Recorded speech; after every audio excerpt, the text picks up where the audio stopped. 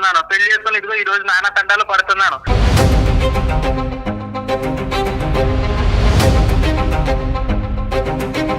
పచ్చిగా చెప్పాలంటే నడి రోడ్డు మీదకి గెంటేసాడు అతను. హైదరాబాద్ వెళ్ళి ఉద్యోగం ఎత్తుక్కో, నీకు నెలకి 10,000 పంపిస్తాను, ఇవన్నీ కూడా ఉత్త అబద్ధాలు. నా పరిస్థితి అలాగే ఉందండి. ఆ అమ్మాయికి అయితే ఎవరు లేరు. నాకు అమ్మ నాన్న అందరూ ఉండి కూడా నేను అనాథలా బతుకుతున్నాను. ఇక్కడ నాకు ₹1,00,000 ఆస్తుంది.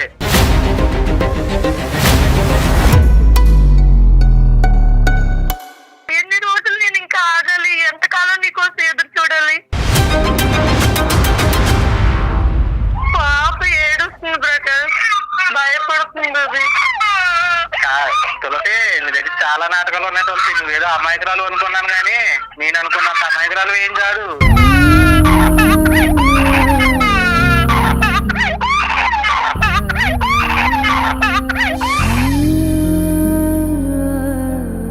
నాకుంది తలకాయ పూటలు నాకు ఉన్నాయండి. ఆమెకున్న శక్తిని ఏదో ప్రపంచానికి చూపించడం కోసం పంపించినట్లేదు, ఆమెను వదిలించుకున్నట్టు అనిపిస్తోంది. చాలా క్లియర్ గా అర్థమవుతోంది.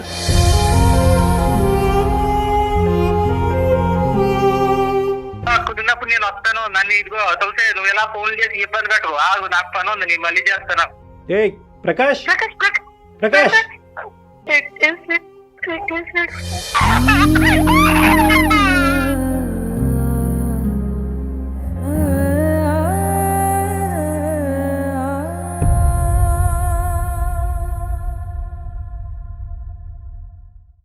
సుమన్ టీవీ ప్రెజెంట్స్ అందమైన జీవితానికి స్వాగతం. నమస్తే కళ్యాణ్ గారు. కళ్యాణ్ గారు, ఈ రోజు నేను తీసుకున్న కేసు మెయిల్ నుంచి వచ్చింది కాదండి. మన బిల్డింగ్ కి బయటే సుమన్ టీవీ విమెన్ బిల్డింగ్ అని పేరు రాసి ఉంటుంది, మీరు గమనించే ఉంటారు. అయితే ఒక 2 days బ్యాక్ ఒక అమ్మాయి వచ్చిందండి. ఫీడింగ్ లో ఉన్న బేబీని తీసుకొని వచ్చింది నన్ను కలవాలని. ఎవరో ఏంటో పైకి రమ్మని చెప్పాను నేను. తను పాపను తీసుకొని పైకి వచ్చింది. తను కూర్చొని నాతో తన గాథ చెప్పినప్పుడు, తను పడుతున్న బాధ గురించి చెప్పినప్పుడు నిజంగా నాకైతే ఏడుపు వచ్చేసింది కళ్యాణ్ గారు. నేను చెప్పాను, ఇట్లా కాదమ్మా, నీ సమస్యకి ఇది కాదు పరిష్కారం.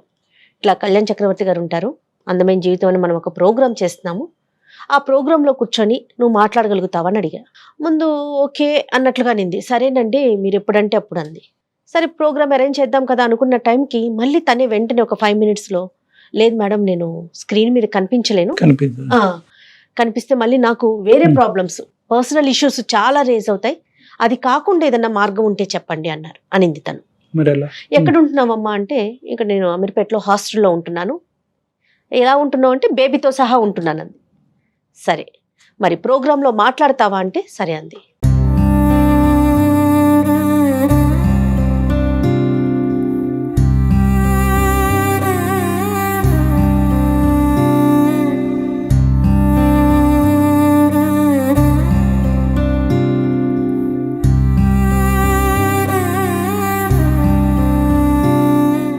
ఎందుకు వచ్చావమ్మా ఏంటని అడిగితే తనకు ఒక జాబ్ కావాలని.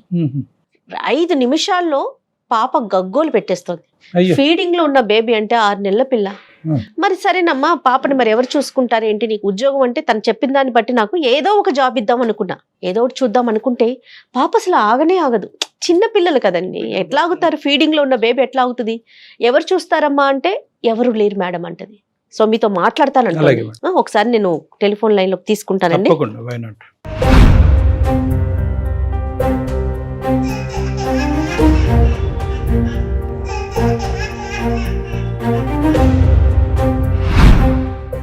పాప అమ్మాయికి ఇప్పుడు అర్జెంట్ గా జాబ్ కావాలి అని తన పర్సనల్ ఫీల్. నాకేంటి జాబ్ కన్నా కూడా మీ సలహా కావాలనిపించిందండి నాకు. ఇప్పుడు జాబ్ చేయటం ఒకటే ఇంపార్టెంట్ కాదు కదమ్మా, ప్రాక్టికాలిటీ చూడాలి కదా. చంటి బిడ్డను ఎత్తుకుంటూ వెనకాతల సపోర్ట్ లేకుండా ఏ ఉద్యోగం మాత్రం తను చేయగలదు? అస్సలు అసాధ్యం అండి. తులసి అండి పేరు. హలో అమ్మ, నేను జయాని అందమైన జీవితం ప్రోగ్రామ్ నుండి. నమస్తే మేడం. నమస్తే అమ్మా. నమస్తే. అదే చెప్పానమ్మా నీ గురించి ఇప్పుడే డాక్టర్ గారితో నేను. అయ్యో, అదే నువ్వు స్క్రీన్ మీదకి రాలేకపోతున్నావని కూడా చెప్పాను డాక్టర్ గారికి, మన ఆఫీసులోనే ఉన్నావన్నాను. ఒక్కసారి నీ సమస్యను ఒకసారి మాట్లాడుమా డాక్టర్ గారితో తులసి. ఆఫీసులో మన దగ్గర ఉన్న వాళ్ళకి ఎవరికైనా అప్పచెప్పు పాపని. అయ్యో, ప్లీజ్ అమ్మా, ఒక్కసారి తీసుకోండి. చెప్పండి మేడం. ఇదిగో డాక్టర్ గారితో, డాక్టర్ కళ్యాణ్ చక్రవర్తి గారితో మాట్లాడమా. నమస్తే అమ్మా. నమస్తే అమ్మా తులసి. ఏంటమ్మా పాపని చూసుకోవటానికి కూడా ఎవరు లేరమ్మా? సార్ చెప్పాలంటే నాకంటూ ఎవరు లేరు సార్. పాపని నేను అసలు ఏం చెప్పాలో ఎక్కడ మొదలు పెట్టాలో నాకేం అర్థం కావట్లేదు సార్. చెప్పమ్మా చెప్పమ్మా. ఏ ఊరుమా? మాది ఒంగోలు మేడం. ఓకే. ఏం చదువుకున్నావమ్మా? సార్ నేనైతే పెద్దగా చదువుకున్నది ఏమీ లేదు. అయితే మాది లవ్ మ్యారేజ్. మాకు పాప 6 నెలల పాప ఉంది. నన్ను అసలు పాప వదిలి అరక్షణం కూడా ఉండలేదు. అయితే సార్ మా హస్బెండ్ అన్నారు, నాకు కొంచెం ఇబ్బందిగా ఉంది, ఊళ్ళో చాలా అప్పులు అయిపోయాను, నువ్వు వెళ్ళి ఎక్కడైనా కొంచెం వర్క్ చేసుకొని కొంతకాలం ఉండు, నేను తర్వాత జాయిగా వస్తాను. తర్వాత వస్తాడు. కాదమ్మా, 6 నెలల పసిపాపను పెట్టుకొని నువ్వు ఉద్యోగం చేయాలి, ఆయన తర్వాత వస్తాడు. చాలా చిన్న పాప. అసలు అతను ఏం చేస్తుంటాడమ్మా? జేసీపీలో చేస్తారు సార్, డ్రైవర్ చేస్తారు, అందులో వర్క్ చేస్తారు జేసీపీలో. ఆయనకి 25,000 వరకు వస్తాయి సార్. మరి నువ్వేంటంట, నువ్వు ఊరు వదిలి ఎందుకు రావాలంటే మేము పెద్దల్ని ఎదిరించి పెళ్లి చేసుకున్నాం సార్. పెద్దలు ఎదిరించి పెళ్లి చేసుకున్నారు. Love marriage. Love marriage sir మాది. అయితే సార్ ఏంటంటే ఆయన నువ్వు వెళ్ళు, నేను ఏదో రకంగా వస్తాను అని చెప్పి నాకు నమ్మకం అయితే కుదిరిచ్చారు. కానీ ఇక్కడికి వచ్చి చూస్తే నాకు ఆ పరిస్థితి గాని ఆ సిచ్యువేషన్స్ గాని నాకు ఏమి కనిపించట్లేదు సార్. పాపని తీసుకుని ఎక్కడికన్నా వెళ్ళినా జాబ్ కోసం. అతను ఏ ఊర్లో ఉంటాడమ్మా? అతను ఏ ఊర్లో ఉంటాడు? ఒంగోలులో ఉంటారు సార్. మరి అక్కడ దొరకని ఉద్యోగం హైదరాబాద్ లో ఏంటమ్మా? అంటే అక్కడ ఏం దొరకదా నీకు చూసుకోవటానికి? అంటే మా వాళ్ళకి నువ్వు ఇష్టం లేదు, ఇక్కడే ఉంటే నాకు కుదరట్లేదు, కొద్ది రోజులు నువ్వు దూరంగా వెళ్ళు, ఎజెండా సెపరేట్ ఉంది, 10,000 ఇస్తాను, ఆ 10,000 పట్టుకొని నువ్వు ఎక్కడైనా ఉండి ఒక 2 నెలలు నువ్వు మెయింటెనెన్స్ చేసుకో, అర్థమైపోయింది. చేసుకున్న తర్వాత డబ్బులు ఏమన్నా అవసరం అయితే మళ్ళీ నేను పంపిస్తాను. ఎన్ని ఇయర్స్ అవుతుందమ్మా మీకు పెళ్ళయి? మాకు 2 years అయ్యింది మేడం మ్యారేజ్ అయ్యి. అంతకుముందు ఎంతకాలం పరిచయం అమ్మా? ఎంతకాలం ప్రేమించుకున్నారు? అది 1 year పరిచయం మేడం. 1 year పరిచయం అయ్యింది, తర్వాత పెళ్లి చేసుకున్నారు. 2 years అయింది. పెద్దల సమక్షంలో పెళ్లి అయిందమ్మా. మీ అమ్మగారు నాన్నగారు? అమ్మ నాన్న నాకు చనిపోయారు సార్. చిన్న వయసులోనే నాన్నగారు చనిపోయారు. తర్వాత అమ్మ దగ్గర నేను పెరుగుతూ వచ్చాను. ఓకే. నీ సపోర్ట్ ఎవరమ్మా? నీ అంటూ వాళ్ళు ఎవరున్నారు నీకు? నాకంటూ ఎవ్వరూ లేరు. అసలు నా జీవితంలో ఎవ్వరూ లేరు. నేను అందరినీ కోల్పోయి అనాది కింద బ్రతుకుతున్న సమయంలో ఈయన నా జీవితంలోకి వచ్చారు.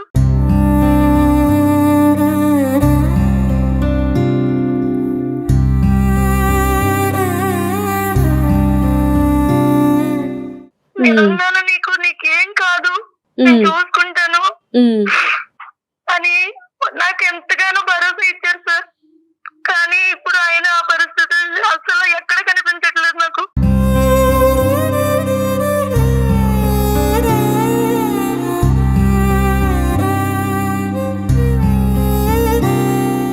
నువ్వు వెళ్ళు, మా వాళ్ళకి నాకు అసలు ఇష్టపడతలేదు, వాళ్ళు నిన్ను చూస్తేనే కోపడుతున్నారు, నన్ను కూడా చేరనీయట్లేదు, నాకు ఇవ్వాల్సిన అమౌంట్ కూడా ఇవ్వట్లేదు, రావాల్సిన ఆస్తి కూడా ఇవ్వనంటున్నారు అనేసి మొత్తానికి మాట్లాడడమే మానేస్తున్నారు, ఫోన్ కూడా చేయట్లేదు.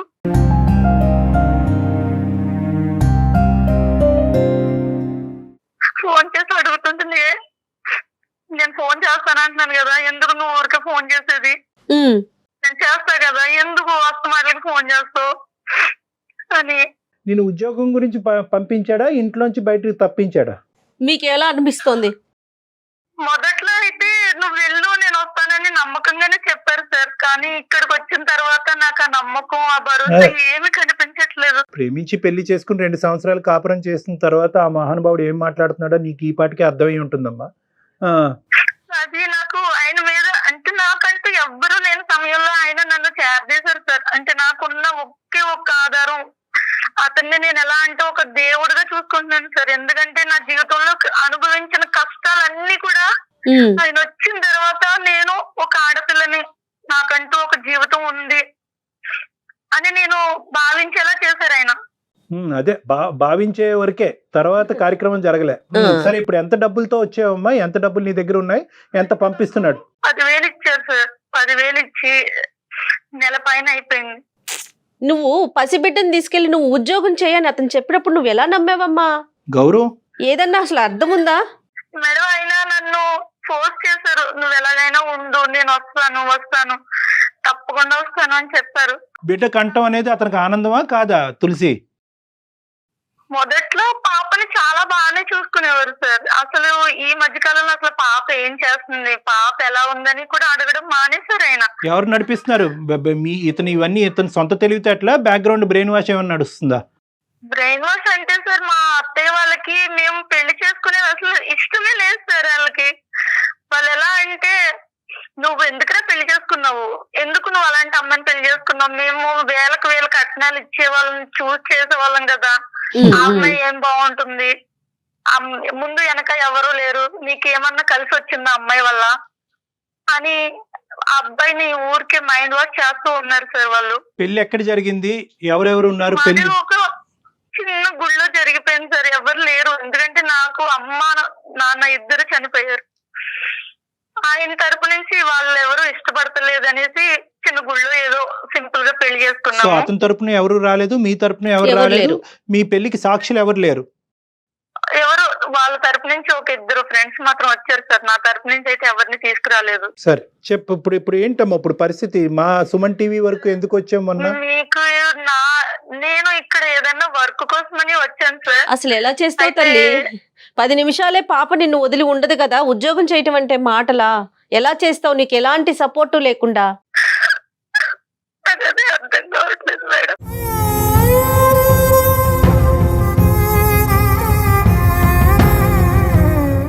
అసలు నాకు నా జీవితం తలుచుకుంటేనే బాధ వస్తుంది మేడం.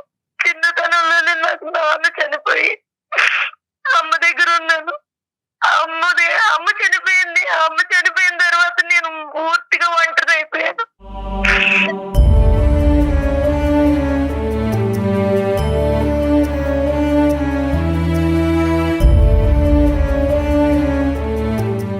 కాదమ్మా తులసి, మీకంటూ ఏమన్నా ఇల్లు వాకిలి అమ్మగారి మీ పుట్టింటి తరపున ఏమన్నా ఉన్నాయా తల్లి?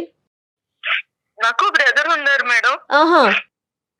అయితే మాకు అమ్మ తరపు నుంచి ఒక హౌస్ ఉంది. బ్రదర్ వాళ్ళ వైఫ్ నన్ను అసలు చేరనీయట్లేదు. అక్కడ కూడా కట్ అయిపోయింది. అంటే నన్ను మాట్లాడితే ఎక్కడ నేను ఆ ఇల్లు రాయించుకుంటాను అని చెప్పేసి అక్కడ పాలిటిక్స్ పూర్తిగా అమ్మ చనిపోయాక నా మీద లేనిపోని నిందలేసి. అమ్మ ఎలా చనిపోయారమ్మా? అమ్మ ఊరి పోసుకొని చనిపోయారు. అయ్యో,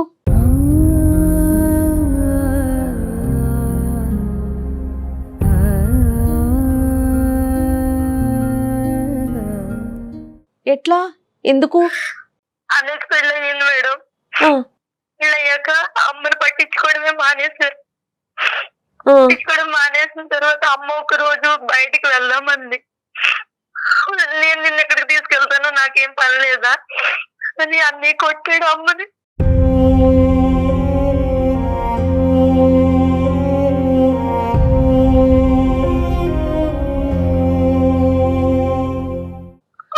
అది తట్టుకోలేక అమ్మ సూసైడ్ చేసుకుంది.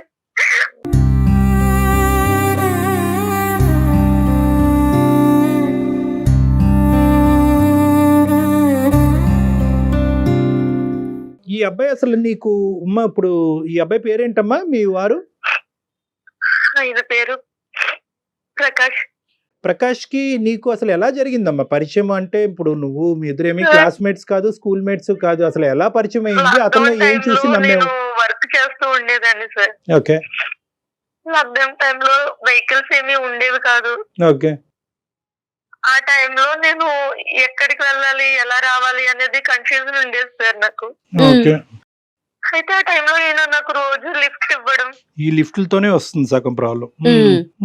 ఆయన మంచిగా మాట్లాడు, ఆ మాటలకి నాకు ఎవ్వరూ లేకపోవడంతో ఆ మాటలు నాకు చాలా అంటే ఊరికి ఎంతంటే నేనున్నాను నీకు, ఎందుకు నీకు అన్నంత ధైర్యం కలిగించింది సార్. అతను ఉన్నాడు అనే ధైర్యం నీకు వచ్చింది. ఒకప్పుడు అతనికి కావాల్సినటువంటి వాళ్ళు నిన్ను కాదు అంటే కనుక నీకు వెనక ముందు లేనప్పుడు నీ జీవితం ఏమవుతుందని ఒక్కసారి కూడా ఆలోచించలేదమ్మా? మరి నేను ఒక అనాథని, నాకు వెనక ముందు ఎవరు లేరు, మరి నేను నీ ఇంట్లోకి ఎంటర్ అవుతే నీకు ఓకే, కానీ వాళ్ళకి ఓకే కాకపోతే కనుక అప్పుడు నీ పరిస్థితి ఏంటి, నా పరిస్థితి ఏంటి అని అడిగేవా? ఆయన చాలా నమ్మకంగా చెప్పారు సార్, నేనున్నాను, నీకు ఏం కాదు, జీవితాంతం నీకు నేను తోడుగా ఉంటాను, నేను చనిపోయేంత వరకు నిన్ను విడిచిపెట్టను అని చాలా గట్టి నమ్మకంగా చెప్పారు సార్ ఆయన. ఆ మాటలకి నేను ఎవరు లేకపోవడంతో నిస్సహాయ స్థితిలో. ఇప్పుడు సడన్ గా అతను వచ్చినటువంటి మార్పు ఏంటి? ఎందుకు సడన్ గా బిడ్డ పుట్టగానే అతను ప్లేట్ ఫిరాయించడానికి ట్రై చేస్తున్నాడు? వాళ్ళ అమ్మగారు ఆస్తి ఇవ్వనని, రైట్, ఆ అమ్మాయితో నువ్వు ఉంటే నువ్వు ఆ అమ్మాయితో కట్టుబట్టలతో నువ్వు బయటికి వెళ్ళిపో, నీకు నేను ఒక్క రూపాయి కూడా ఇయ్యను, నువ్వేం చేసుకుంటావో ఎలా బతుకుతావో నీ ఇష్టం అని చెప్పేసారు. ఇప్పుడు ఇది ఎక్స్పెక్టెడా కాదా? ఇప్పుడు ప్రకాష్ ఇది ఎక్స్పెక్ట్ చేశాడా? ఒకప్పుడు ఈ అమ్మాయిని తీసుకొస్తే కనుక ఈ విధంగా నా తల్లిదండ్రులు మాట్లాడతారు అనేది ప్రకాష్ ముందుగా ఎక్స్పెక్ట్ చేశాడా? ఎక్స్పెక్ట్ చేయనటువంటి అంశం అతను చెవి చూడటం వల్ల ఈ రోజు ఇలా మారిపోయాడా? నీకేమనిపిస్తుంది? ఆయన అప్పుడు అసలు అలా అనుకొని ఉండరు సార్, పర్వాలేదు మా వాళ్ళు ఒప్పుకుంటారు, నేను నీది ఒక గొప్ప క్షమాగుణం, నీకు నువ్వు అన్ని క్షమిస్తూనే ఉంటావు. సో నువ్వేమంటావు అంటే కనుక అసలు వాళ్ళ తల్లిదండ్రులు ఈ విధంగా రియాక్ట్ అవుతారని చెప్పి అతను అనుకోలే. అతను మంచోడే. ఇప్పటికి మీ ఆయనకి 100కి 100 మార్కులు వేస్తున్నావు, ఇంకా ఎక్కువే వేస్తావేమో. నాకంటూ ఉన్నది ఇంకా ఆయనే సార్. జీవితంలో నేను బ్రతుకుతున్నాను అంటే నా పాప కోసం. అంతేనమ్మా, కానీ డబుల్ గేమ్ ఆడుతున్నాడమ్మా. ఒక బిడ్డను కన్నా తర్వాత ఒక చంటి బిడ్డతో పాలిచ్చేటటువంటి బిడ్డతో నిన్ను పచ్చిగా చెప్పాలంటే నడి రోడ్డు మీద గెంటేశాడు. బిడ్డతో పాటు ఉద్యోగం ఎత్తుక్కో, హైదరాబాద్ వెళ్ళి ఉద్యోగం ఎత్తుక్కో, నీకు నెలకి 10,000 పంపిస్తాను, ఇవన్నీ కూడా ఉత్త అబద్ధాలు. అమ్మా అసలు అతనితో మాట్లాడొచ్చు ఒక్కసారి? అతనేమనుకుంటున్నాడు? ఏమనుకుంటాడు దొంగడు? మీతో మాట్లాడితే మారుతారేమో అనే చిన్న ఖచ్చితంగా ట్రై చేద్దాం. చూపెట్టద్దు, కోపం చూపెట్టద్దు, అతన్ని నిలదీసేటటువంటి ప్రయత్నం చేయొద్దు. అవకాశం ఉన్నంత వరకు అతనికి బుద్ధి చెప్పి మీ ఇద్దరిని కలిపేటటువంటి ప్రయత్నం చేస్తాం. ఎందుకంటే ఇక్కడ నీతో పాటు బిడ్డ అన్యాయం అయిపోతుంది. ఒకసారి మరి అతన్ని కనెక్ట్ చేస్తావమ్మా, మాట్లాడతావా? ఒక్క నిమిషం సార్ మాట్లాడతాను. ఓకే. ఎంత ఘోరం అంటే నాకు అసలు అమ్మాయిని చూస్తే భలే ఏడుపు అనిపించింది కళ్యాణ్ గారు. డైరెక్ట్ గా చూసాను కదా, బుడ్డ పాప, చిన్న పాపని వేసుకుని వచ్చేసింది. అది ఇంకా ఏం చెప్తోంది, నా ఫీడింగ్ కాబట్టి సరిపోతుంది, అదే బాటిల్స్ గానీ అలాంటి అయితే నేను అసలు ఎక్కడి నుంచి తాగించగలను అడుగుతోంది.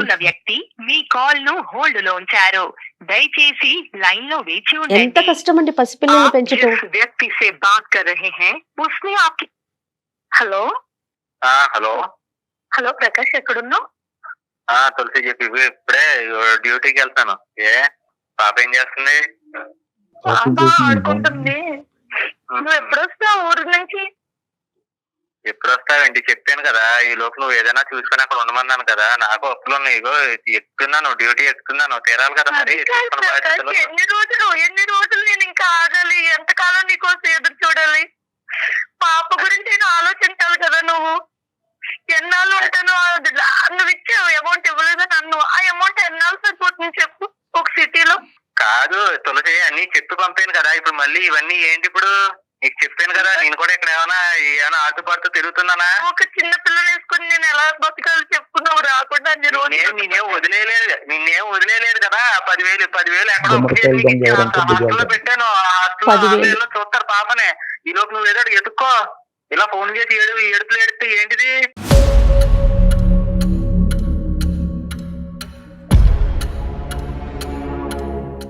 వల్ల కావట్లేదు.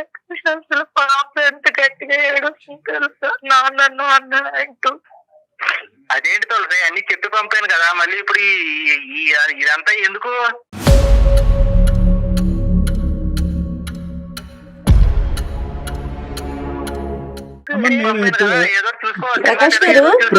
విను, నేను అనుకోకుండా సుమన్ ఛానల్ కి వచ్చాను. సార్ మేడం లైన్ లో ఉన్నారు, ఒక్కసారి వాళ్ళతో మాట్లాడుతావా? ఏమనుకోవద్దు. ప్రకాష్ గారు నమస్తే అండి. నమస్తే అండి. తను తులసి మీ భార్య మా దగ్గరకు వచ్చిందండి. సుమన్ టీవీలో ఏదైనా ఉద్యోగం ఉంటే చూడండి మేడం అని పసిపాపని తీసుకుని వచ్చింది. సరే ప్రకాష్, ఇప్పుడు మా దగ్గర ఉద్యోగాలు ఏం లేవు, సో మేము ఆవిడకి టికెట్ కొని ఇప్పుడు మళ్ళీ ఒంగోలు పంపిస్తున్నాం. ఓకే, అంతవరకు మేము సహాయపడగలం.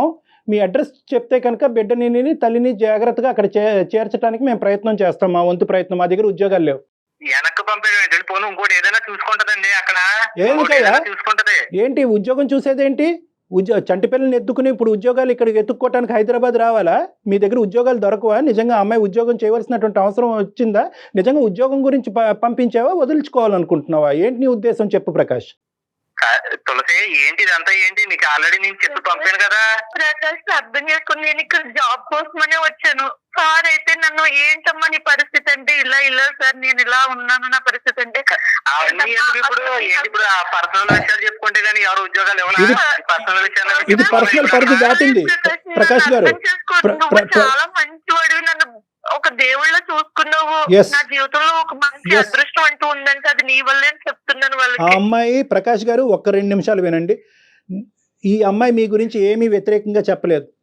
ఎవరు దిక్కుతోచినటువంటి ఉండేటటువంటి పరిస్థితుల్లో, అమ్మ నాన్న ఎవరు లేనటువంటి పరిస్థితుల్లో, సొంత అన్న కూడా ఆదరించినటువంటి పరిస్థితుల్లో పెద్ద దిక్కుగా మీరు ముందుకొచ్చి నమ్మించి పెళ్లి చేసుకున్నారు. మీ తల్లిదండ్రులకు కూడా ఎదురు చెప్పి ముందుకెళ్ళి పెళ్లి చేసుకున్నారు అనేటటువంటి ప్రతి అంశం గొప్పగా చెప్తూనే వచ్చింది. కానీ లాస్ట్ 6-7 మంత్స్ తర్వాత ఈ లాస్ట్ 6-7 మంత్స్ నుంచి ఎందుకో మీలో ఒక మార్పు వచ్చింది. ఈరోజు ఉద్యోగం అనేటటువంటి వంకతో నన్ను ఇక్కడ హైదరాబాద్ వరకు పంపించాడు. 10,000 పంపిస్తా అన్నాడు. చేతులు ఆరికిపోతున్న డబ్బులు లేవు, చేతుల్లో దిక్కుతోచినటువంటి పరిస్థితి. నేను ఎలా బతకాలి? ఈ బిడ్డతో పాటు నేను ఎలా బతకాలి?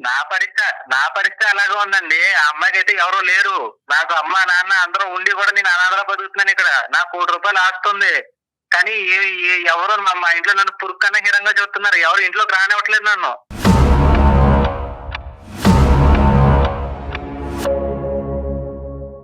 ఎందుకు అంటే ఈ ప్రేమ వల్లే ప్రేమించాను, తప్పక పెళ్లి చేసుకున్నాను. పెళ్లి చేసుకుని ఇదిగో ఈ రోజు నాన్న తండాలు పడుతున్నాను. అలా అని చెప్పి నేను అమ్మాయిని వదిలేయట్లేదు. అక్కడికి వెళ్ళి చిన్న చితక ఏదో ఉద్యోగం చూసుకో. ఈలోపు నాకేమో కొన్ని అప్పులు ఉన్నాయి. ప్రకాష్ గారు పసిబిడ్డతో హైదరాబాద్ పంపించేస్తే దాన్ని వదిలేసుకోవటం అన్నరా? దాన్ని ఏమంటారు? అమ్మాయిని ఇక్కడికి ఎందుకు పంపించావు? వినండి డాక్టర్ గారు. విషయంలోనూ అమ్మాయిల అబ్బాయిల సమానత్వం, అమ్మాయిలు ఏ మాత్రం తీసుకోరు అది ఇది అంటారు. ఇలాంటి విషయాల్లో నిరూపించుకోవాలి. నేను కష్టపడుతున్నాను, తన్నే కష్టపడమనండి.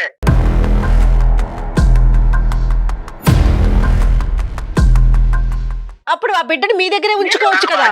తన్నే కష్టపడమనండి. నేను ఇక్కడ ఏం తిరగట్లేదు కదా. కానీ ఇప్పుడు దీన్ని మీరు సమానం కోసం, ఆమెకున్న శక్తిని ఏదో ప్రపంచానికి చూపించడం కోసం పంపించినట్లేదు. ఆమెను వదిలించుకున్నట్టు అనిపిస్తుంది. చాలా క్లియర్ గా అర్థమవుతుంది. సమానత్వం గురించి, ఉమెన్ ఎంపవర్మెంట్ గురించి తర్వాత మాట్లాడుకుందాం. ఇది ఉద్యోగం గురించి పంపించావా, వదిలించుకోవాలనుకుంటున్నావా? ఫస్ట్ ఈ పాయింట్ క్లియర్ కట్. అమ్మాయి ధైర్యం చెప్పి నేను పంపితే నువ్వు ఉద్యోగం ఎత్తుకోకుండా ఈ పర్సనల్ విషయాలన్నీ చెప్పి ఏంటిది? నేనేమో నీకు ధైర్యం చెప్పి పంపిస్తే వీళ్ళందరూ ఏమో నీకు భయపడుతున్నారా? భయపెట్టట్లేదు ప్రకాష్. ఒక ఆడపిల్లతో నువ్వు అసలు ఎలా బ్రతకగలుగుతున్నావమ్మా అంటే, సార్ నా పరిస్థితి ఇలాంటిది. నా హస్బెండ్ నాకు ఎంతో ధైర్యాన్ని ఇచ్చి పంపించారు. అయితే నాకు ఇక్కడ ఏం చెయ్యాలి, ఎలా బ్రతకాలనేది నాకు అర్థం కాక. ప్రకాష్ ఇది పర్సనల్ అనేటటువంటి అంశం దాటి, పర్సనల్ అనే అంశం దాటి ఇక్కడ ఒక కనికరం, ఒక హ్యుమానిటీ అనేటటువంటి అంశాల గురించి మనం మాట్లాడుకోవాల్సి వస్తుంది. కాబట్టి మీ పర్సనల్ ఏరియాలోకి మేము ఎంటర్ అవ్వాల్సినటువంటి అవసరం పడింది. ఇక్కడ నాకుండేటటువంటి పేరు, నాకుండే పలుకుబడితో నేను ఒంగోలులోనే మీ భార్యకి ఉద్యోగం ఇప్పిస్తాను, ఓకేనా? నేను ఇక్కడ ఉన్నానండి. తను అక్కడే హైదరాబాద్ ఏదో ఒక ఉద్యోగం చూసుకోమని పంపాను. ఇక్కడ ఉద్యోగం సబ్జెక్ట్ కాదు. అక్కడ ఎత్తుకోమనండి.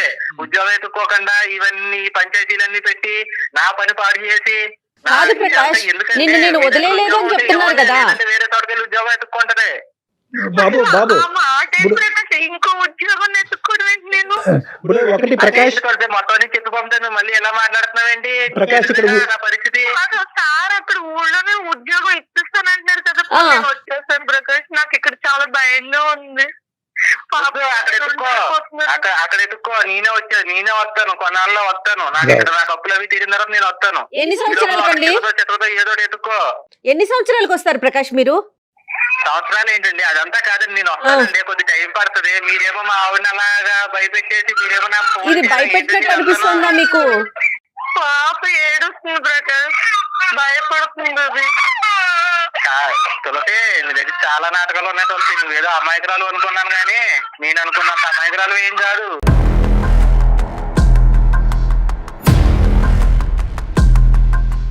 నీ వ్యూహాలు నీకు ఉన్నాయన్నమాట. అయితే నీ వ్యూహాలు నీకు ఉన్నాయి.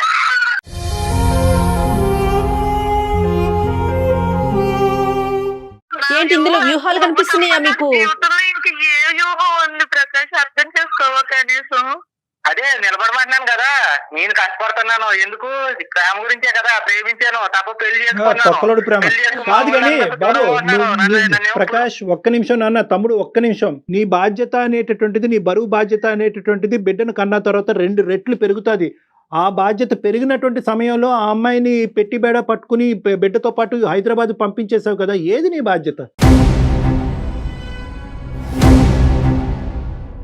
ఆ అమ్మాయి కూడా బాధ్యత ఉంటది కదా, ఆ అమ్మాయిని నిలబడమనండి. ఈ లోపు ఉద్యోగం ఎత్తుకుందా ఉండు, నేను వస్తానన్నాను కదా, మళ్ళీ నువ్వేమో ఈ పంచాయతీ మీరు అదే మాటలో ఉన్నాడు అతను అసలు ఆ మాట నుంచి రావట్లేదు. సార్ ఏం చెప్తున్నారు అసలు? ఒక్కసారి ఒక్క మన నిమిషం. లైఫ్ గురించే కదా ప్రకాష్, చెప్పేది. ప్రకాష్ గారు. పోనీ విందాం. వాళ్ళెవరో చెప్పింది అనమాట, ఏ మొగుడు చెప్పింది అనవా?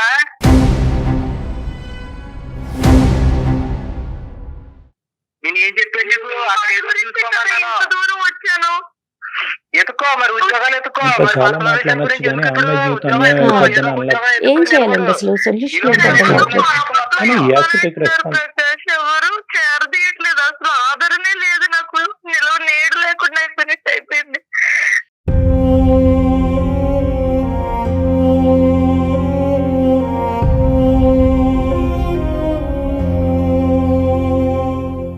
ప్రకాష్, ప్రేమించాను అని అంటున్నావు.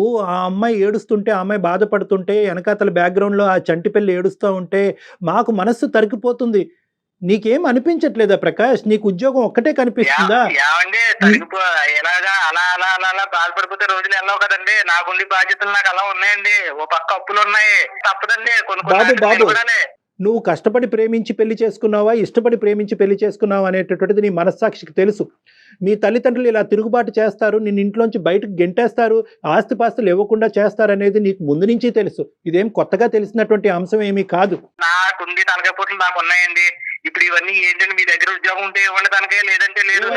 నీ తలపోటు ఒకటే ఉంది. ఆ అమ్మాయి ప్రాణాలు అరిచేతిలో పెట్టుకుని రోడ్డు మీద పడింది. నీకు ఓన్లీ తలపోటే ఉంది. తలపోటు కావాలంటే డోలో వేసుకో, అది కాదు. మైక్రాలు ఏం కాదు, మీరు అనుకుంటున్న మైక్రాలు ఏం కాదు, తను ఏదో రకంగా బతకగలదు. ఆ అమ్మాయికి ఏం తెలివితేటలు ఉన్నాయన్నయ్యా? బిడ్డను పట్టుకుని నీ మాటను నమ్మి హైదరాబాద్ వచ్చిందనా, తెలివైందని అనుకుంటున్నావు? ఏంటి ఆ అమ్మాయి వెనకాతల మైండ్ లో ఉన్న మాస్టర్ ప్లాన్ ఏంటో చెప్పండి ప్రకాష్ గారు. మీ దగ్గర ఉద్యోగం ఉంటే ఇవ్వండి తనకి, ప్రకాష్ గారు. లేదంటే హాస్టల్ పంపేయండి. సరే, ఉద్యోగం ఎక్కడైనా ఏమైనా ఉంటే చూసుకుని ఎదుకో. ఇటువంటి అంటే నువ్వు నాకు ప్రకాష్, మేము చెప్పేది ఒక్క 2 నిమిషాలు వింటావా? చెప్పండి. మేము ఒక పని చేద్దాము. ఏదో మేము తల తాకట్టు పెట్టో ఏదో ఒకటి చేసి ఆ అమ్మాయికి నీకు ఇద్దరికి ఉద్యోగం వేయిస్తాం, ఓకేనా? ఇద్దరికి ఉద్యోగం వేయిస్తాం. నువ్వు వస్తావా ఇక్కడికి రేపు? నాకు టైం పడుతుందండి. ఎందుకు టైం పడుతుంది? అలా కాదు, ఆ అమ్మాయి ఉద్యోగం చేసుకుంటది, నువ్వు ఉద్యోగం చేసుకుంటావు. నీ జీవితానికి సరితూగేటటువంటి ఉద్యోగం లేదండి. నా ఉద్యోగం కాదు కానీ తనకి ఏదైనా ఉద్యోగం ఇప్పించండి, తను చేసుకుంటూ ఉంటది. నాకు టైం పడుతుంది, నేను రావడానికి టైం పడుతుంది. దేనికి టైం పడుతుంది? దేనికి టైం పడుతుంది? మీ అమ్మ నాన్న ₹1,00,00,000 ఆస్తి ఇచ్చేకి వస్తావా? ఈ రోజు నాకు కుదిరినప్పుడు నేను వస్తాను. నన్ను ఇదిగో తొలిసే నువ్వు ఎలా ఫోన్ చేసి ఇబ్బంది పెట్టు. నాకు పని ఉంది, నేను మళ్ళీ చేస్తాను. ప్రకాష్, ప్రకాష్, ప్రకాష్, ఎంత దారుణంగా ఉన్నారండి.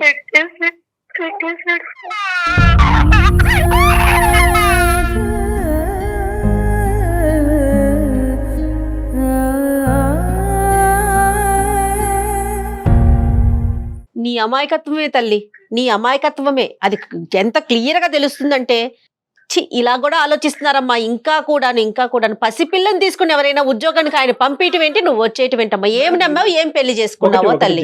మనం ఇక్కడ క్లియర్ కట్ గా ఈ అమ్మాయి అసమర్థతని, ఈ అమ్మాయి వెనకాతలు ఎవరు లేనటువంటి దిక్కు లేనితనాన్ని అతను ఉద్యోగం అనే అంశం చూపెట్టి బయటకు పంపించాడు. కానీ ఒకప్పుడు ఉద్యోగం అనే అంశం చూపెట్టకపోయినా కూడా, లేదు నేను ఏ ఉద్యోగానికి బయటకు వెళ్ళను అనే మాట ఈ అమ్మాయి ఆ రోజు ఎదిరించి అన్నా కూడా అప్పుడు పంపించేస్తుంది తెలుస్తుంది కదా మేడం. ప్రేమ అనేటటువంటి కవింపుతో ఆ అమ్మాయిని అనుభవించాలనే ఆనందంతో ఈ విధంగా చేసి అవసరం తీరాక రోడ్డు మీద మానవత్వం అనేదే కనిపించట్లేదు. ఇంకా తను ఏం మాట్లాడుతున్నాడండి? సమానత్వం అంటాడు, కాసేపు మాడమగ సమానం అంటాడు, అప్పులు అంటాడు. ఏం లేదు మేడం, ఇవేమీ కాదు. బేసికలీ ఆ అబ్బాయితో మాట్లాడిన తర్వాత ఒక్కసారి ఈ అమ్మాయికి పుండుమే కారం జల్లటం కాదు కానీ అసలు వాస్తవాలు అనేటటువంటి ఇప్పటికైనా తులసికి అర్థం అవుతాయనే ఉద్దేశంతో నేను అంటున్నాను. ఈ అబ్బాయిని ఎవరో బ్రెయిన్ వాష్ చేశారో, తల్లిదండ్రులు ఒత్తిడి పెట్టారో, ₹1,00,00,000 ఆస్తి ఇవ్వలేదు అనేది ఏది నాకు ఇప్పుడు అనిపించట్లేదమ్మా. ఇదంతా కూడా క్లియర్ కట్గా ఒక గేమ్ ప్లాన్ ప్రకారం ప్రేమించాడు, పెళ్లి చేసుకోకపోతే గొడవ అవుతుంది కాబట్టి ఏదో తూతూ మంత్రంగా గుళ్ళో పెళ్లి చేసుకోవటం, ఎవరో ఇద్దరిని పిలవటం, ఫోటోలు అనేటటువంటి ఆధారాలు లేకుండా కాపాడుకోవటం, కేవలం నిన్ను ఒక వస్తువు కింద వాడుకోవటం, శారీరకంగా వాడుకోవటం, యాక్సిడెంట్లుగా నువ్వు పిల్లలు కనేసావు. పిల్లలు కనేసేటప్పటికి అప్పుడు అతనికి దిక్కుతోచినటువంటి పరిస్థితి వచ్చింది. ఇప్పుడు ఏదో వంక చెప్పి నిన్ను అక్కడి నుంచి బయట పంపించకపోతే కనుక అక్కడ ఏంటంటే ఇంకో పెళ్లి చేసుకునే దానికి అవకాశం ఉండదు, ఆస్తి తల్లిదండ్రుల దగ్గరికి వచ్చేటటువంటి ఆస్తి ఉండదు అనేటటువంటి రకరకాల అంశాలతో ఉద్యోగం అనే పేరు చెప్పి నిన్ను ఇక్కడి వరకు పంపించాడు. సో ఇంకా ఇతను క్లియర్ కట్ గా ఇతను దొంగ వ్యవహారం అన్నది మనకి బ్లాక్ అండ్ వైట్ లో ఇక్కడ టోటల్ గా అతని నో ఏంటంటే మీరే తులసి, మీరు మీ పాప, అతనికి నో అంతే. అనుకోలేదు మేడం ఇలా. నువ్వు అనుకోలేదమ్మా ఒకప్పుడు, నువ్వు అనుకోలేదు నాన్న, కానీ నువ్వు అనుకున్నా కూడా అతను అక్కడ ఉండేటట్టుగా విధంగా అయితే నాకైతే కనిపించట్లేదు. ఏదో వంకతో ఏదో విధంగా వదిలే అమ్మా. నమ్మకాలతో ఏదమ్మా నమ్మకం అనేది, అది కనిపించాలి. జీవితం ఏంటో కూడా తెలియట్లేదు.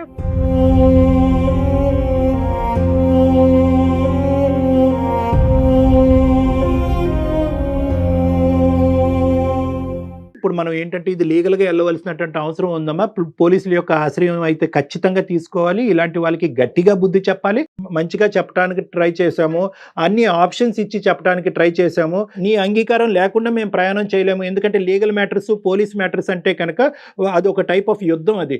సో ఆ విధంగా వెళ్తే కనుక దీనికి ఒక పరిష్కారం దొరుకుతుందనే నమ్మకం నాకు ఉంది. కానీ దానికి కూడా if you don't agree I can't do. నాకేం అర్థం కావట్లేదు సార్, ఎలా బ్రతకాలి అనేది. ఈ పాపతో నాకు అసలు ఏమీ తోచట్లేదు.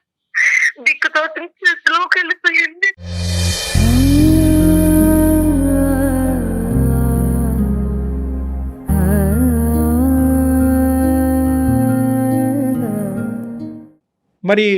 మరి పోలీస్ పరంగా మనం ముందుకు వెళ్ళటం కానీ, లీగల్గా ముందుకెళ్ళి అతన్ని శిక్షించి, లేదంటే అట్లీస్ట్ అతన్ని ఒక భయపెట్టి ఈ విధంగా కేసులు పెట్టచ్చు, పడచ్చు, నువ్వు జైల్లోకి వెళ్ళొచ్చు, నువ్వే కాదు నీ ఫ్యామిలీ మెంబర్స్ అందరి మీద కూడా ఈ ఉచ్చు బిగించుకునే దానికి అవకాశం ఉంది అనే విధంగా అతనితో ఆ విధమైనటువంటి కౌన్సిలింగ్ నడిపించి నీకు దగ్గర చేసే ప్రయత్నం మేము చేస్తే అది నీకు ఓకేనా అమ్మా? అంటే సార్ పోలీసులు అంటే మళ్ళీ అయిన తర్వాత నువ్వు నన్ను పోలీసులకి ఇచ్చావు, నేను నీ బిడ్డని నేను చేరదీయకపోతే అప్పుడు నా పరిస్థితి. ఇక్కడ 3 ఆప్షన్స్ నేను చెప్తానమ్మా. ఆప్షన్ ఏ ఏంటంటే నేను అతనితో మళ్ళీ ఫోన్లో మాట్లాడతాను, నువ్వు ఫోన్ పెట్టేసిన తర్వాత. ఆప్షన్ బి ఏంటంటే ఫస్ట్ ఆఫ్ ఆల్ నీకంటూ ఒక ఆశ్రయం కానీ, నీకంటూ చేసుకునేటటువంటి దానికి బిడ్డతో పాటు నువ్వు ఏదైనా చేసుకునే దానికి ఒక అవకాశం ఉంటే కనుక, ఉద్యోగ అవకాశము, ఒక ఆశ్రయం ఉంటే కనుక ఆ విధంగా కూడా మేము హెల్ప్ చేయడానికి ట్రై చేస్తాము. మన ప్రేక్షకుల్లో ఎవరైతే ఉన్నారో వాళ్ళు కూడా ఎవరైనా ముందుకు వచ్చినట్టుగా అయితే కనుక వాళ్ళ ద్వారా కూడా నీకు హెల్ప్ చేయడానికి ట్రై చేస్తాము. మూడో అంశం ఏంటంటే మంచిగా మాట్లాడుతూ ముద్దుగా మాట్లాడితే కనుక మీ భర్త లొంగేటటువంటి అవకాశం లేదు. ఎందుకంటే తడిగొడ్డతో నీ గొంతు కోసాడు ఇక్కడ. కాబట్టి నేనేమంటున్నానంటే పోలీసులు అంటే కనుక వాళ్ళు ఏదో చెత్తగొట్టేసో హింసించో బాధ పెట్టరమ్మా. వాళ్ళు కూడా ఏంటంటే కౌన్సిలింగ్ ద్వారానే, ఎందుకంటే కౌన్సిలింగ్ ద్వారానే, ఆర్బిట్రేషన్, మీడియేషన్ ద్వారానే సాఫ్ట్గానే ఇటువంటి సమస్యలకు పరిష్కారం చేయడానికి ఒక ప్రయత్నం చేస్తారు. బాబు నీ జీవితం ఇది, ఆ అమ్మాయి జీవితం ఇది, ఇలా అవబోతుంది, ఈ లేనటువంటి పక్షంలో అయినా కానీ నువ్వు మొండికేస్తే కనుక అప్పుడు నీ చట్టరీత్యా నీ మీద మేము ఇటువంటి స్టెప్స్ తీసుకోవడానికి అవకాశం ఉంటుంది అనే విధంగానే వాళ్ళు కూడా మాట్లాడతారు. అసలు మీరేమనుకుంటున్నారో చెప్పండి తులసి. ముందు అమ్మాయి ఒంటరిగా బతకలేదు మేడం. సమాజంలో పాపని తీసుకొని నేను ఒక్కదాన్ని బతకాలంటే అవ్వదు మేడం. చిన్నప్పటి నుంచి నేను ఒంటరిగా బ్రతికాను. ఆ బ్రతుకు మళ్ళీ నా కూతురికి కూడా వద్దు. అమ్మాయికి ఆప్షన్ ఇచ్చినా కూడా మనం ఇప్పుడు ఏంటంటే నువ్వు ఒంటరిగా బతకమను ధైర్యం. అదే మేడం, ఎందుకంటే మనం వీలైనంత వరకు 99.9% అతన్ని మెత్తగా చేసి, అతన్ని కాంప్రమైజ్ చేసి, అతన్ని లీగల్గా కానీ, మెడికల్గా కానీ, ఇంకో పరంగా కానీ, ఎందుకంటే ఈ అమ్మాయికి ఈ రోజు పెన్నం నుంచి పొయ్యిలో పడినట్టు అయింది ఈ రోజు పరిస్థితి. ఒంటరిగా ఉండి తన జీవితం ఏదో, తన ఉద్యోగం ఏదో, తన బాధలు ఏదో తను పడుంటే కనుక అనాథగా ఉన్నా కూడా భగవంతుడు నాకు ఒక దారి చూపెట్టాడని ముందుకెళ్ళి ఉండేది. అవును. ఇప్పుడు ప్రేమ అను ఉచ్చులో చిక్కున్న తర్వాత ఈ నవ్వు ఇప్పుడు ఆ అమ్మాయి ఏమనుకుంటుంది, ఇది నా జీవితమే కాదు నా బిడ్డ జీవితం కూడా. అదే ఈ రోజు ఆలోచిస్తుంది. నేను కఠినంగా ఒక నిర్ణయం తీసుకుంటే కనుక నా బిడ్డకి రేపొద్దు నేను ఏం చెప్తాను, ఏ సమాధానం చెప్తాను, అమ్మ నాన్నేడి అంటే ఏమని చెప్తానని రకరకాల ప్రశ్నలతో ఈ రోజు మాక్సిమం 99.9% ఈ అమ్మాయి ఏ దారైతే ఎంచుకుందో, ఏ భర్తతో అయితే ముందుకు వెళ్ళాలనుకుందో ఆ దారే రెక్టిఫై చేసి మనం ఇవ్వాల్సినటువంటి బాధ్యత మనమే ఉంది. ఇప్పుడు ఇమీడియట్ గా తక్షణ కర్తవ్యం ఏంటంటే కనుక నీకంటూ ఒక బ్రతుకు తెరువు కావాలి కాబట్టి ఓకే, నీకు సానుకూలమైనటువంటి వాతావరణం, నీకు నీ బిడ్డకి సానుకూలమైనటువంటి వాతావరణంలో జయ గారితో ఇప్పుడే నేను అది మాట్లాడుతున్నాను. సుమన్ టీవీ వాళ్ళు కూడా నీకు ఏదో ఒక ఆశ్రయాన్ని ఇస్తారమ్మా, అంటే ఉద్యోగరీత్యా. ఓకే సార్, ఓకే, థాంక్యూ అంటే సార్. ఇప్పుడు బిడ్డతో పాటు ఎలాగనేటటువంటి ప్రశ్న కూడా మేము ఇప్పుడు అదే మాట్లాడుకుంటున్నాము. అదే ఆలోచిస్తున్నాను కళ్యాణ్ గారు, ఎందుకంటే పసిబిడ్డ ఖచ్చితంగా తల్లి పక్కనే ఉండాలి. టెలికాలింగ్ అలాంటివి నేను నేర్పించి చేయించగలను గానీ పసిపాపని ఏం చేయాలి, ఎవరు చూసుకుంటారు? బిడ్డను కూడా మనము ఇక్కడే మనం ఆ ఏర్పాటు కూడా చేద్దాం అమ్మా. ఏదో ఫస్ట్ ఒకటి చేద్దాం కళ్యాణ్ ఏదో గారు. ఒక ఉయ్యాలు ఏర్పాటు చేయటమో లేదంటే ఒక ఆయమ్మని ఏర్పాటు చేసి బిడ్డని ఎత్తుకోవటమో ఏదో ఒకటి చేద్దాంలేండి. సో ఫస్ట్ ఆఫ్ ఆల్ అయితే కనుక అదైతే మాత్రం మేము నిర్ణయించుకున్నాము. జీవితం అంతా రుణపడి ఉంటాను సార్. మీరు అలా నీ సమస్యకు ఒక పరిష్కారం చూద్దామమ్మా. ఉద్యోగ పరంగా నీకంటూ సుమన్ టీవీలో ఒక అవకాశం ఉంది, సరేనా? నేను ఏదో ఒక జాబ్ నీకు చూసి పెడతాను. పాపను కూడా ఇక్కడే ఉంచుదాం. చాలా థ్యాంక్స్ మేడం. ఓకే అమ్మా, ధైర్యంగా ఉండు. ఒక ఆధారాన్ని కల్పించినందుకు. రైట్, ఓకేనమ్మా, ధైర్యంగా ఉండు తల్లి. జాగ్రత్త తులసి, మనం మళ్ళీ మాట్లాడదాం. ఓకేనా? Thank you sir. Thank you. అది అనుకున్నంత సింపుల్ కాదు కానీ కళ్యాణ్ గారు, అంటే ఒక జాబ్ అంటే పసిపిల్లని అంతే, వేరే ఇబ్బంది ఏముంది? ఎక్స్ట్రీమ్ సర్కమ్స్టాన్సెస్ తప్పదు. మనం కాకపోతే ఎవరు లేరనే yes, పరిస్థితి వచ్చింది. మన దాకా వచ్చింది నిజంగా కాబట్టి ఆ అమ్మాయికి మనం దేవుడు ఎట్లెక్కిందండి ఆవిడ. మన దేవుడు కాబట్టి దారి చూపెట్టాడంటే దేవుడు మన మెట్లు చూపెట్టాడని అనుకోవాలి. అంతే అంతే, ఏదో ఒకటి చూద్దాం. చేద్దాము. తప్పకుండా కానీ ఈ లోపు కనుక మీరు Yeah. వాళ్ళ హస్బెండ్ తో అండ్ వాళ్ళ బ్రదర్ తో అందరితో. వాళ్ళ ఫ్యామిలీతో నేను ఏ మాట్లాడతాను. రకంగా మాట్లాడాలో ఆ రకంగా మాట్లాడే తప్పకుండా ప్రయత్నం అయితే చేద్దాం కళ్యాణ్ గారు. Okay madam. రైట్ అండి, థ్యాంక్ యూ, నమస్తే.